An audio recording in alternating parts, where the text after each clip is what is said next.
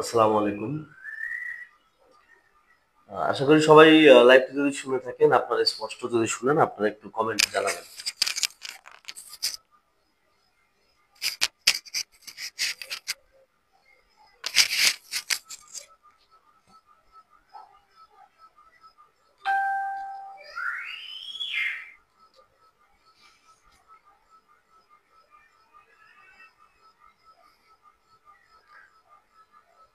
আপনারা যদি লাইভটি শুনে থাকেন, আপনারা শুনতে পান, ক্লিয়ারলি যদি শুনতে পান, আপনারা একটু কমেন্টে জানাবেন। ক্লিয়ারলি শুনতে পাচ্ছেন কিনা?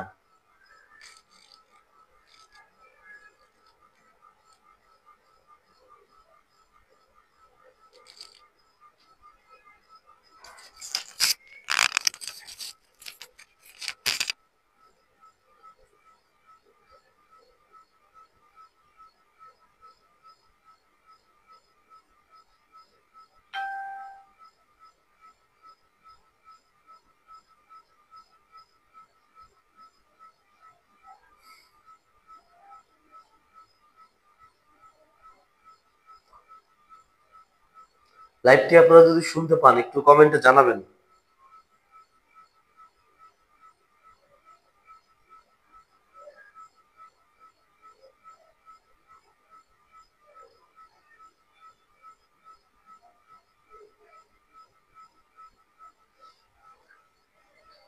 আপনারা কি লাইভটি শুনতে পাচ্ছেন?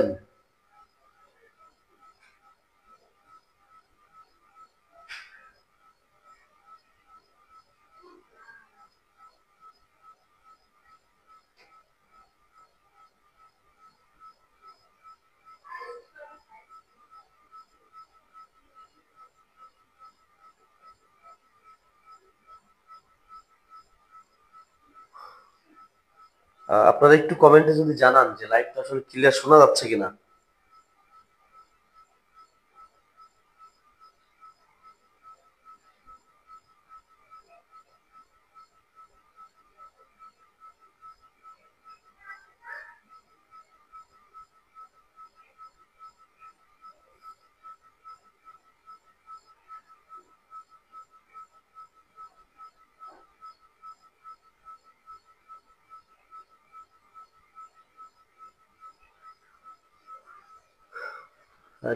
আসলে কারো কমেন্ট দেখতে পাচ্ছি না।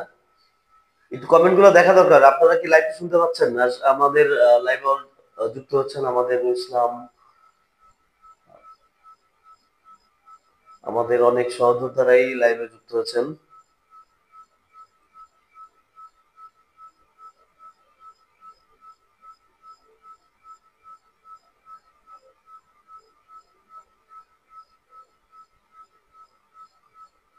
Bluetooth cancelled.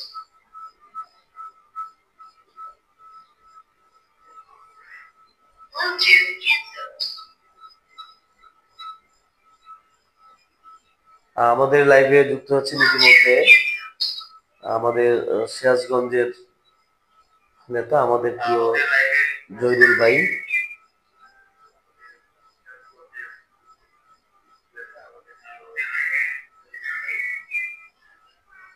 Bluetooth connected. আসলে আমি যে কথাগুলো বলার জন্য আসলে লাইভে আসছি, আমি সেই কথাগুলো শুরু করব। তো আপনারা যদি এভাবে বাজে মন্তব্য না করেন, কমেন্ট না করেন, তাহলে আসলে আমার কথা বলতে সুবিধা হবে।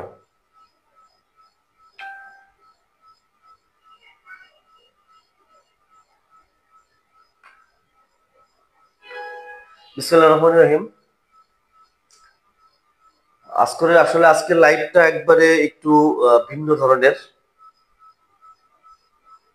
আজকের লাইভের আসার কারণ হচ্ছে আমাদের দীর্ঘদিনের চলার পথের সহযোদ্ধা জনাব রফিকুল ইসলাম রফিক ভাইকে নিয়ে যখন অনেক ধরনের কথা উঠেছিল, তিনি ম্যান পাওয়ার ঠিকাদারের সঙ্গে জড়িত কিনা। আপনি ইতিমধ্যে দেখেছেন আজকে অনেক রেকর্ড অলরেডি অনেক গ্রুপে ফাঁস হয়েছে।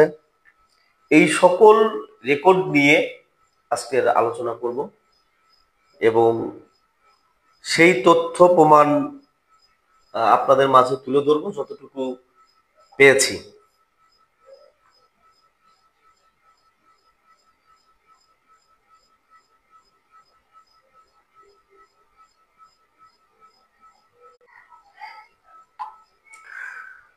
আমি সর্বপ্রথম আমি এ বিষয়ে আমি একজনকে ফোন দিব, যেহেতু তারা বলেছেন যে এই কল রেকর্ডে প্রমাণ হয় না।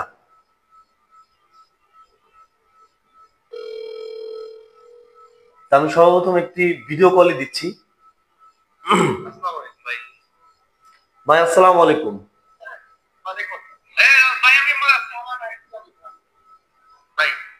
ভাই আসসালামু আলাইকুম।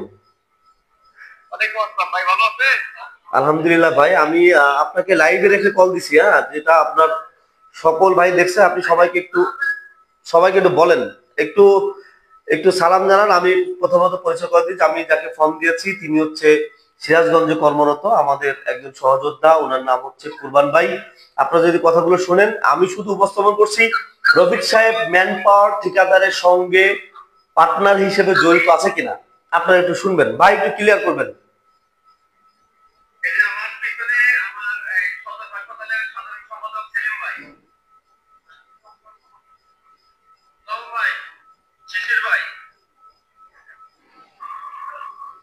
ভাই আসসালামু আলাইকুম। ভাই ওনার ভাইরে আমি ভালো করে চিনি। আলহামদুলিল্লাহ ভাই।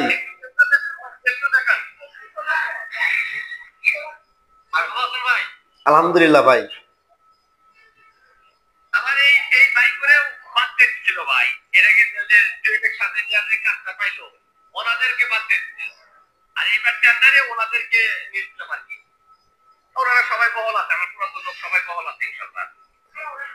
এখন ভাই আপনি একটু রফিক ভাইয়ের বিষয়ে একটু ক্লিয়ারলি বলবেন যে সে আসলে ম্যান পাওয়ার ঠিকাদারের সঙ্গে সে জড়িত কিনা। একটু ক্লিয়ারলি বলবেন, সবাই লাইভে দেখতেছে এবং শুনবে।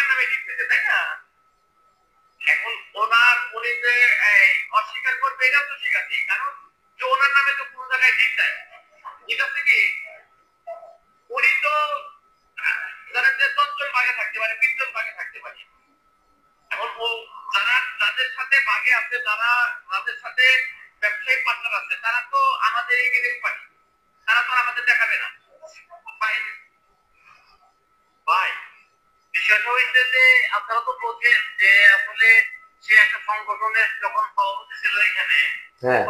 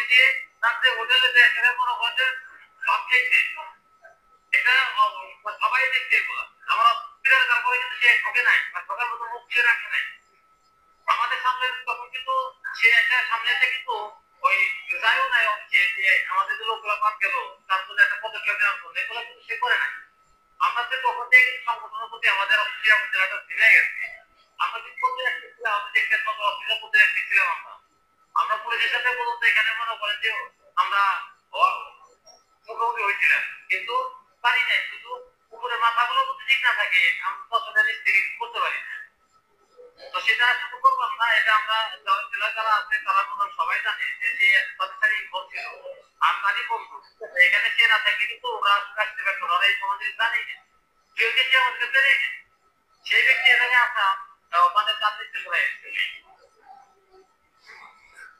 ধন্যবাদ ভাই, আপনারা আজকে জাতির সামনে, সকলের সামনে কালকে কালকে ধরেন যে আবারও আপনি লাইভ করেন, আমার এই সদর হসপিটালে 34-29 জন লোক, একটা আছে 34 গ্রুপ, একটা আছে 29 গ্রুপ, আপনি আবারও একটা মিটিং কল করেন, লাইভ করেন, আমি আমার সকল কর্মচারী যাদেরকে বাদ দিছি, যারা বাতিল হয়ে গেছে তার সম্পর্কে আপনারা যেহেতু ভয় পাচ্ছেন প্রতিনিধি পাঠানোর জন্য কেন্দ্র কমিটি, তো আমরা তো কার রাজনীতি করি, কেমন করে রাজনীতি করবো বুঝতে পারতেছি না, কাজকে বিশ্বাস করবো?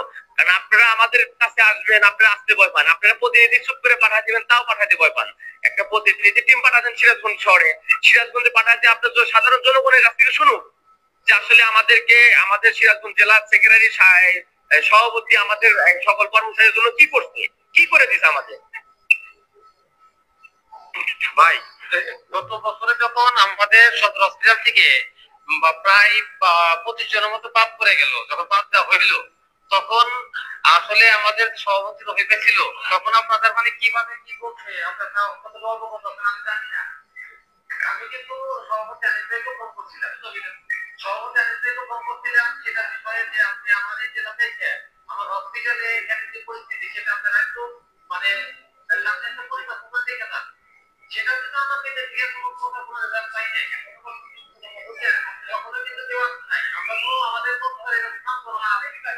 পাই নাই। ঠিক আছে, যে আমাদের আসলে অফিসের পত্রিকা কেমন ছিল ভাই, এই লাইভে যাচ্ছে এই এলাকার চাকরি আছে, ঠিক আছে, জব চাকরিটা খারাপ হয়েছে, ঠিক আছে ভাই। ভাই আসসালামু আলাইকুম। ও আমার জেলার নেতা, মেহেদি, ও আমার জেলার নেতা ভাই। বেশি কি রবি ভাই তো আগে ভাগে কাজে গেছে এই যে এই ঘটনা আমাদের ভাই খাবার তাহলে এখানে খাওয়া আমি আমি এক করছিলাম, আমি এক করে আমি করছিলাম রবি ভাই ভাই আপনি আরে ওরা থেকে আসতাম কেন, আপনি জ্ঞান দিয়ে ভয় করেছেন আপনি ভাই। ভাই ওর পাশাটা রুটিনের পাশার সাথে ভাই একই লাগে একটা ভাই অত তো বলতে এই ওই যে জুয়েল ভাইকে ভাই জুয়েল ভাই ওই জুয়েল ছোট ভাই ওর আপন বলে বিয়ে করছে, এই ছেলেটা আপন বিয়ে বলে বিয়ে করছে জুয়েল ভাইয়ের ছোট ভাই তাহলে চিন্তা করে আইতো বলবো তো আপনি ফিরে দিতে পারেন কথা।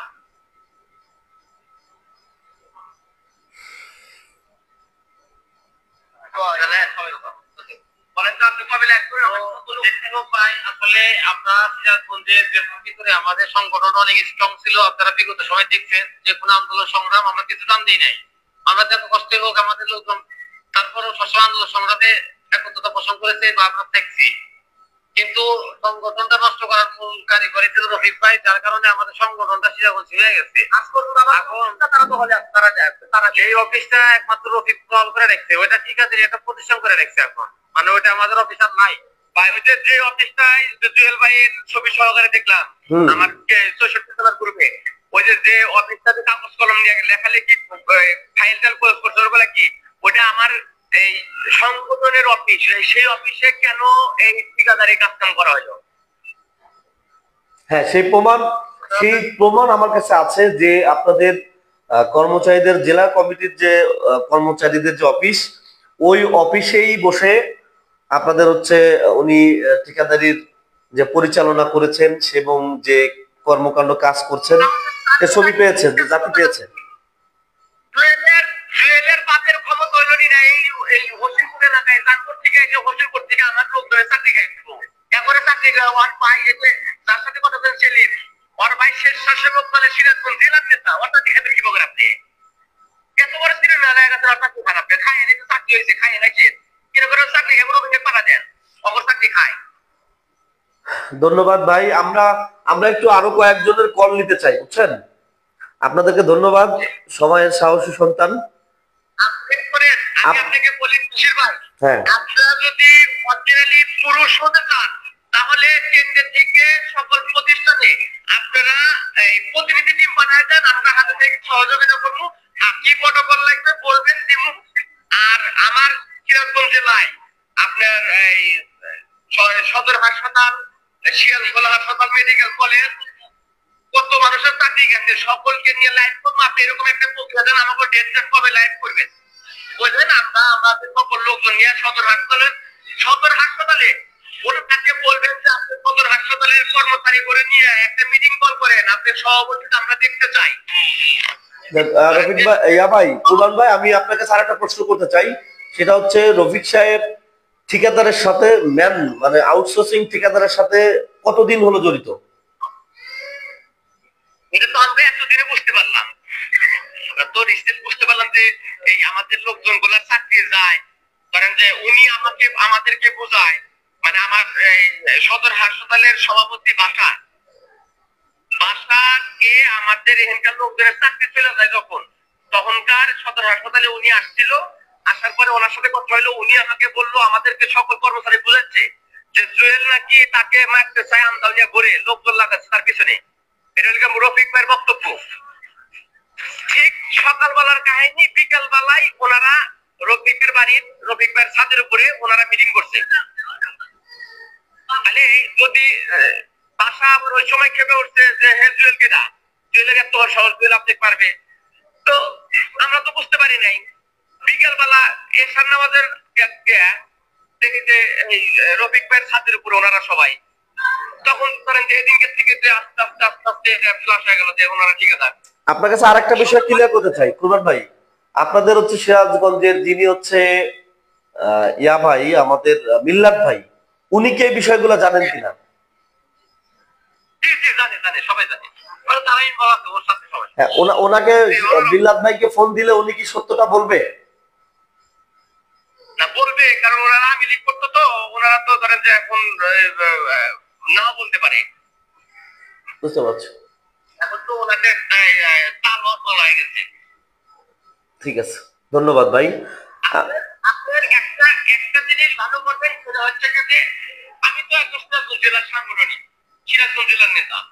আমাদের মতো আমাদের কাছ থেকে না শুনে আপনার একটা উত্তম কাজ হবে, যার যার মানে ইয়ে করার দরকার সে যেন সরাসরি প্রতিনিধি একটা টিম পাঠা দিবেন। আজ থেকে আরো অনেকদিন হলে বলতেছি, আপনারা কি কারণে ভয় পাইতেছেন, কেন ভয় পাইছেন জানি না, আপনাদেরকে আসা উচিত। আপনারা আইসা এই জায়গায় প্রতিনিধি টিম পাঠায় দিয়া নির্সহে শুনে যাবেন দর্শকের কাছ থেকে যে আসলে দর্শক কি কয়। আপনাকে আরেকটা কথা বলি, লাইভে আছেন, লাইভে একটা কথা বলতে চাই, যদি আপনি সিরাজগঞ্জ জেলার লোকজনের জন্য কিছু করেই থাকেন, তাহলে আপনার কাছে আমার একটা রিকোয়েস্ট রফিক ভাই, আপনি আমার এই গ্রামের জামাই, আপনাকে আমাদের গ্রামের জামাই হিসাবে চিনি, ভালোবাসি, আমাদের বোনের জামাই তাও ভালোবাসি, ওয়েলকাম। কিন্তু ভাই একটা কথা বলি যে আপনি আমার এই সদর হাসপাতালের, বিশেষ করে সদর হাসপাতালের লোকের যে ক্ষতিটা করছেন, যদি আপনার সভাপতি হতে চান হন, আমার আফসোস নাই। আপনি সভাপতি হলেও আমার লস নাই, আপনি সভাপতি না হলেও আমার লস নাই। আমি সংগঠন করলাম না, কি হবে, কিছু হবে না। আমার সংগঠন না করলে আমার ব্যবসা আছে, আমার কর চাকরি আছে, আমি করে খাবো, কোনো টেনশন নেই আমার। আমি রাজনীতি করলাম না, সংগঠন করবো। তবে একটা কথা বলি, আপনি এগুলা মানুষের বিভ্রান্তি ফেলেন না, মানুষের ক্ষতি করেন না। আপনি মানুষের ক্ষতি করবেন, আল্লাহ আপনার ক্ষতি করবে। আপনি যদি সভাপতি হন, তো এই যে আমি যেরকম আজকে যে শিশির ভাইয়ের সাথে লাইভ করলাম, আপনি যে ঠিকাদারের সাথে ইনভলভ না, আপনি সদর হাসপাতালের সকল কর্মচারী নিয়ে বসে লাইভ করবেন, যে এই যে দেখেন সকল কর্মচারী বলতেছে যে রফিক ভাই ঠিকাদার না, আমাদের সভাপতি, ব্যাস হয়ে গেল। না কি বলেন ভাই, শিশির ভাই কি বলেন? হ্যাঁ, ধন্যবাদ কুরবান ভাই, আমরা আর কয়েকজনের কল নিব। হ্যাঁ, ওকে। আপনি বাচ্চাকে ফোন দেন, বাচ্চার কাছ থেকে শোনেন, আরো যারা আছে, যদি যেহেতু ফোন দিচ্ছেন, আপনি ওই যে পাশে আমার সভাপতি সেক্রেটারির সাথে কথা বললেন, আমার সাধারণ কর্মী তো সবাই ডিউটিতে আছে, এই কারণে আপনার সাথে কথা বলতে পারলাম না। সকালে হইলে গারে বা বিকেলে হইলে আরো দর্শকের সাথে কথা বলতে পারতাম। রাজু এই যে ছেলেটা চাকরি চলে গেছে, দেখেন এই যে ছেলেটা চাকরি গেছে, কেন গেল, কিনা ঠিকাদার জিজ্ঞেস করেন। রফিক ভাই সাথে থেকে ঠিকাদারের সাথে লিঙ্ক করে আমাদের চাকরি সবারই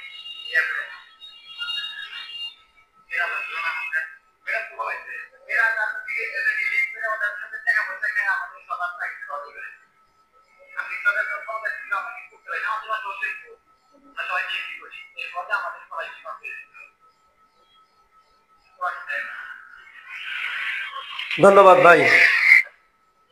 ভাই ওই আপনার ওই ফোনটা এখন নাকি আরো আগে দেওয়া লাগছিল, বিকেলের দিকে ফোন দিলে এখানে আরো সব লোক পয়সা ছিল, তাহলে বুঝতে পারতেন অবস্থায় এই হসপিটালের লোকের। আমার একটা প্রশ্ন হচ্ছে ভাই, যদি আপনি সভাপতি হতে চান কোন সমস্যা নাই, কিন্তু ভাই আপনার আমার সদর হাসপাতালের যে কর্মচারীর যে অবস্থা, এই লোকগুলাকে আপনার তাদেরকে নিয়ে একটা লাইভ করবেন যে হ্যাঁ এই যে দেখেন এই সদর হাসপাতালের মধ্যে আমি যেরকম লাইভ করলাম, আমি কিন্তু সদর হাসপাতালের মধ্যে দাঁড়ায়, আপনি সদর হাসপাতালের মধ্যে আসবেন, এসে বসবেন, তাদের নিয়ে বসে আলোচনা করে একটা মিটিং কল করবেন, লাইভ করবেন যে আমি সদর হাসপাতালের সকল কর্মচারীর সভাপতি বলছিলাম, আমি অমুক, আমি ঠিকাদারের সাথে ইনভলভ না, এই যে আমার জনগণের সাথে শোনেন, আমার কর্মীগুলির কাছে শোনেন, ব্যাস হয়ে গেল। ধন্যবাদ ভাই। কুরবান ভাই ভালো থাকবেন। আসসালামু আলাইকুম। ঠিক আছে, আসসালাম। সম্মানিত সহযোদ্ধারা, আপনারা শুনেছেন যারা আমাকে নিয়ে বলছেন, আমি তাদের একটি ক্লিয়ার স্পষ্ট বার্তা দিতে চাই।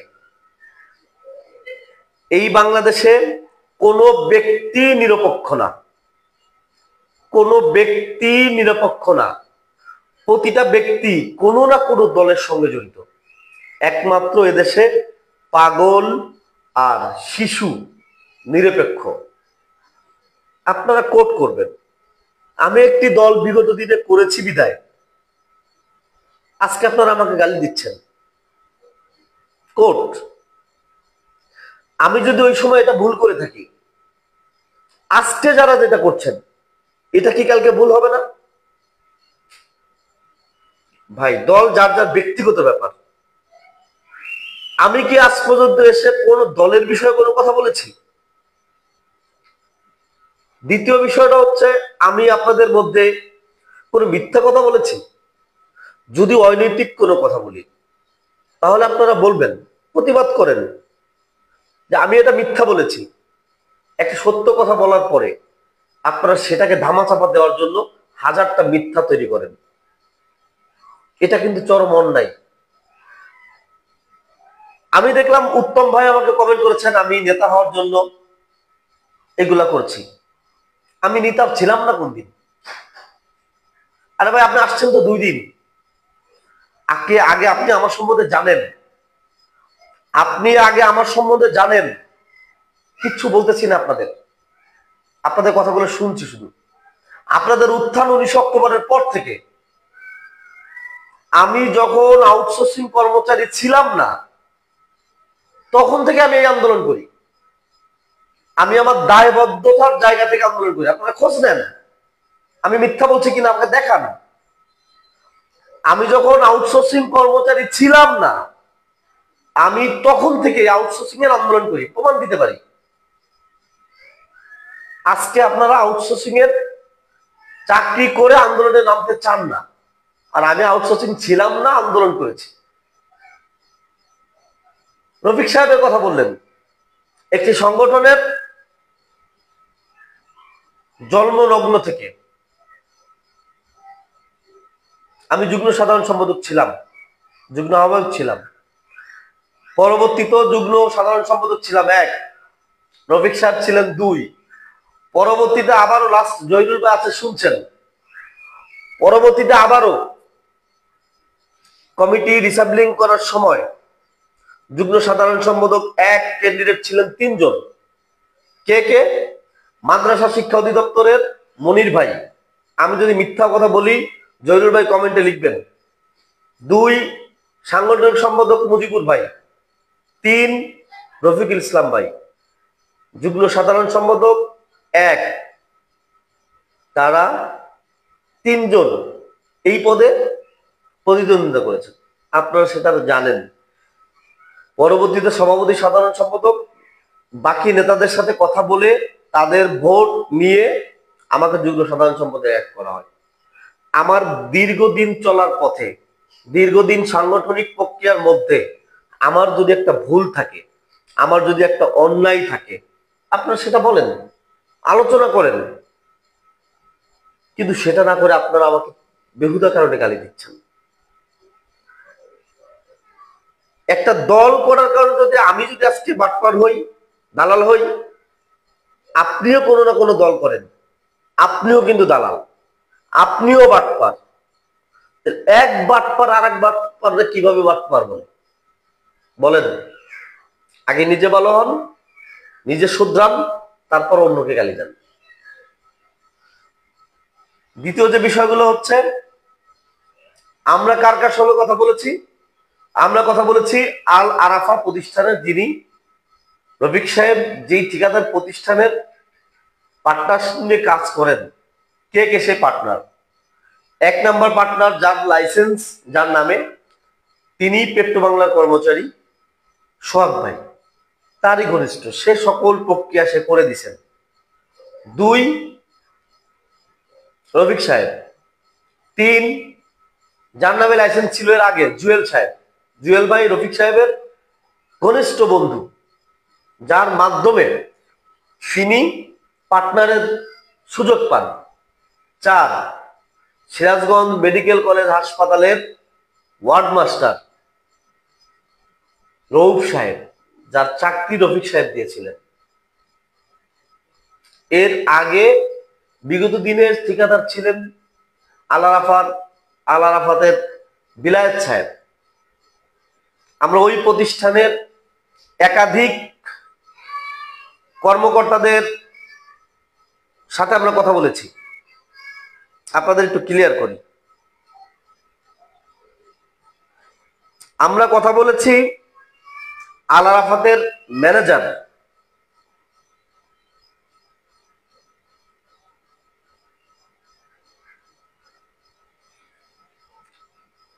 আমরা কথা বলেছি সিরাজগঞ্জ জেলা কমিটির যুগ্ম সাধারণ সম্পাদক, কেন্দ্রীয় কমিটির সাংগঠনিক সম্পাদক, আমাদের অত্যন্ত প্রিয় প্রতিবাদী শান্ত তালুকদার ভাইয়ের সঙ্গে, যে রেকর্ড আপনারা পেয়েছেন।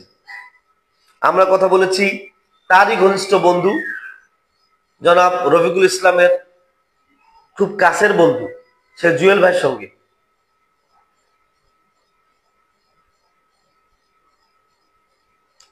আমরা কথা বলেছি ওই প্রতিষ্ঠানের আরেকজন মোহাম্মদ আলী,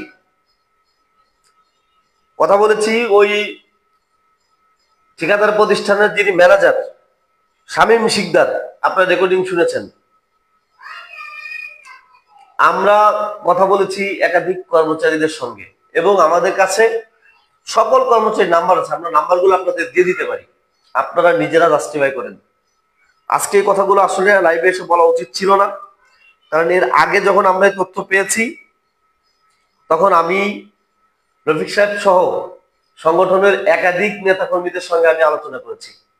তাদেরকে বললাম যে রফিক ভাইয়ের সঙ্গে এমন যে বিষয়গুলা উপস্থাপন হয়েছে, যে তথ্য পাওয়া গেছে, তথ্য নিয়ে আপনারা জাস্টিফাই করেন, আপনারা যাচাই বাছাই করে, আপনারা ঘরোয়াভাবে আলোচনা করে, যদি সেটা সকল কিছু প্রমাণ হয়, আপনারা তাকে আপনারা সাংগঠনিক প্রক্রিয়ায় সাংগঠনিক পদক্ষেপ নেবেন।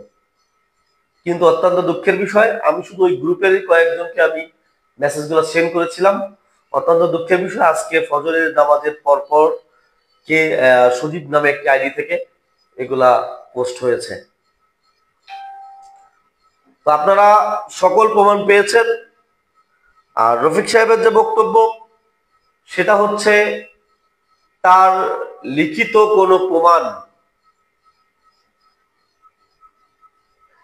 কোনো প্রমাণ আছে কিনা। আসলে ঠিকাদার প্রতিষ্ঠানের সঙ্গে যদি আপনার পার্টনার থাকে, এটা লিখিত কোনো প্রমাণ থাকে না।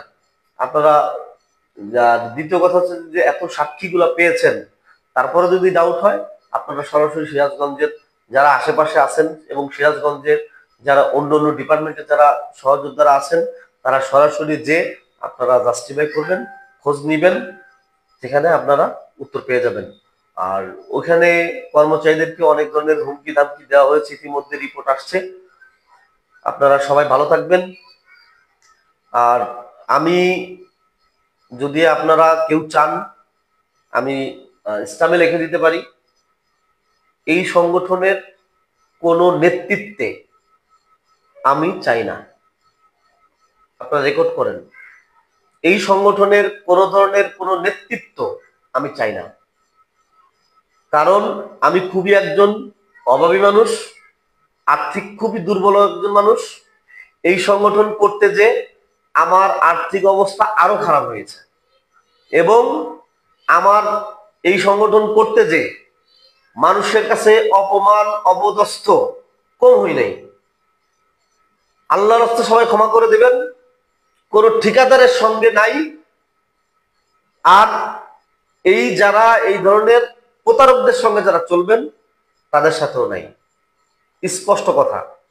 বাদ বাকি যারা আছেন, আমাদের উত্তম দাদা আছেন, হিরাজাদ ভাই আছেন, আমাদের জহিরুল ভাই আছে, পাবেল ভাই আছে, আমাদের আরো অনেক ভাইয়েরা আছেন, শাহাদাত ভাই আছেন, খলিল ভাই আছেন, আমাদের আওলাদ ভাই আছেন, স্বপন দাদা আছেন, উজ্জ্বল আছে, আমাদের মুকুল দাদা আছে, ইমরান ভাই আছে। বাকি যারা আছেন তারা যে কেউ নেতৃত্বের ডাক দিবেন, রফিক বাদে যে কেউ আন্দোলনের ডাক দিবেন, আমরা আপনাদের সাথে একজন কর্মী হিসাবে থাকব। এটাই হচ্ছে ফাইনাল। নেতৃত্বের লোভ কোনোদিনই ছিল না, এখনো নাই।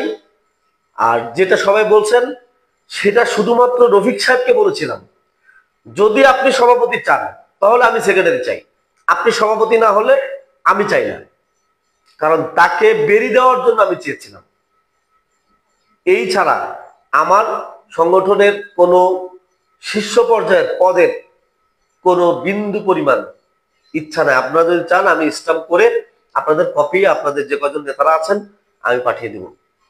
আর 19 তারিখের পর থেকে আপনারা দেখেছেন কাজ করেছি নেতা হিসেবে না, একজন সাধারণ কর্মী হিসেবে। আমার যিনি বিজ্ঞ নেতা, আমিও তাকে বলেছিলাম, আপনারা পেয়েছেন, সাধারণ কর্মচারীদের দীর্ঘদিনের বকেয়া বেতন, দীর্ঘদিন তারা চাকরিচ্যুত করা হয়েছে, এটার বিষয়ে কে কতটুকু পদক্ষেপ নিয়েছেন? 22 তারিখের পর থেকে 6 তারিখ পর্যন্ত, 7 তারিখ পর্যন্ত, শ্রম ভবনে ওঠার শেষ দিন পর্যন্ত যে সকল কর্মচারীরা ঢাকার বাইরে থেকে এই আন্দোলনে অংশগ্রহণ করেছেন, মিনিমাম প্রতিটা কর্মচারীর 10,000 টাকা করে খরচ হচ্ছে। একবারের জন্য কেউ চিন্তা করেছেন এই কর্মচারীগুলো টাকাগুলো কোথায় পেল? যাদের 10 মাস বেতন নেই, যাদের 15 মাস বেতন নাই, এই কর্মচারীরা কিভাবে আসছে? সেই কুড়িগ্রাম, ঠাকুরগাঁও, পঞ্চগড় থেকে, সেই চট্টগ্রাম, সিলেট, রংপুর, খুলনা, দিনাজপুর, আপনার কুষ্টিয়া, সাতক্ষীরা, ঝিনাইদহ থেকে, যাদের আপ ডাউন প্রতিদিন 1,000 টাকা খরচ, এই 2,000 টাকা, 3,000 টাকা খরচ গেছে, একবারের জন্য কেউ চিন্তা করেন নাই। একবারের জন্য চিন্তা করেন না। আমি বলেছিলাম যদি মিথ্যা বলি আপনি বলবেন, আপনারা যারা লাইভে আছেন, সিরাজগঞ্জে যে সমস্যা হয়েছিল, আমরা সিরাজগঞ্জের সভাপতি, সাধারণ সম্পাদক সহ আমরা একটা টিম, সিরাজগঞ্জের প্রতিটা পরিচালকের সঙ্গে আমরা কিন্তু সেই কর্মচারীদের সমস্যা নিয়ে কথা বলেছি। পঞ্চগড় কর্মচারীদের দীর্ঘদিনের সমস্যা, তাদেরকে কথা দিয়েছিলাম, আমি সহ, রফিক ভাই সহ আমরা পঞ্চগড়ে যাব, পঞ্চগড়ের সিভিল সার্জনের সঙ্গে আমরা কথা বলবো, আমরা জেলা পর্যায়ে সিভিল সার্জন সহকারে জেলা পর্যায়ে কর্মচারীদের সঙ্গে আমরা জেলায় জেলায় যে কথা বলবো, প্রতিষ্ঠানের যে সকল প্রতিষ্ঠানের পরিচালক মহোদয়রা আছেন তাদের সঙ্গে আমরা কথা বলবো। আমরা একদিন আগে চিঠি দিব, আমরা তাদের সাক্ষাৎ চেয়ে, তারা চিঠির উত্তরে যেদিন দিবে, আমাদের সময় দিবে, আমরা সেই দিন সময় করে প্রতি শুক্রবারে এক একটা জেলায় যে আমরা এক একটা প্রতিনিধিদেরকে সমস্যা নিরসনের চেষ্টাটা অন্তত করে যাব। আপনারা সেই চেষ্টা করেন নাই।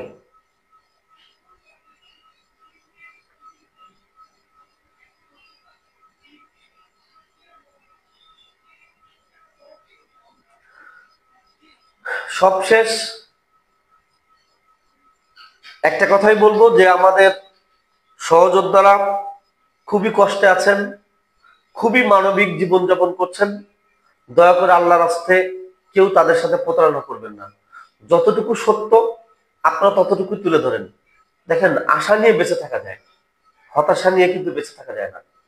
দয়া করে আপনারা কেউ সাধারণ কর্মচারীদেরকে হতাশায় ফেলবেন না। আর বাকি যে কথাগুলো হচ্ছে, শ্রম ভবনের সামনে যে বক্তব্য, এই বক্তব্যের পরে আপনারা সিদ্ধান্ত নিতে পারেন নাই। কারণ কি, আপনারা জানেনই না দুটি সংগঠন এক হলেও, দুটি গ্রুপ এক হলেও তাদের মধ্যে সেই আন্তরিকতা নাই।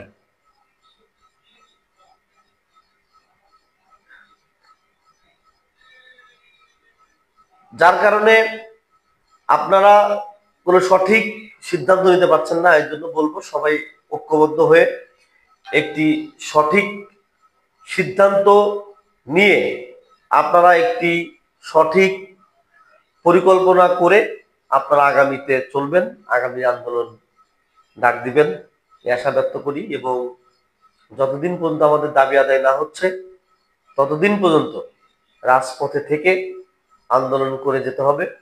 এবং এই আন্দোলন শেষ নয়, এই আন্দোলন শুরু। যতদিন পর্যন্ত ঠিকাদার বিলুপ্ত না হবে, যতদিন পর্যন্ত কর্মচারী তার ন্যায্য ইচ্ছা এবং ন্যায্য অধিকার না পাবে, ততদিন পর্যন্ত সাধারণ কর্মচারী হিসেবে আন্দোলন চালিয়ে যাবো ইনশাল্লাহ। সবাই ভালো থাকবেন, সুস্থ থাকবেন। আল্লাহ হাফেজ। দেখা হবে রাজপথে, কথা হবে স্লোগানে।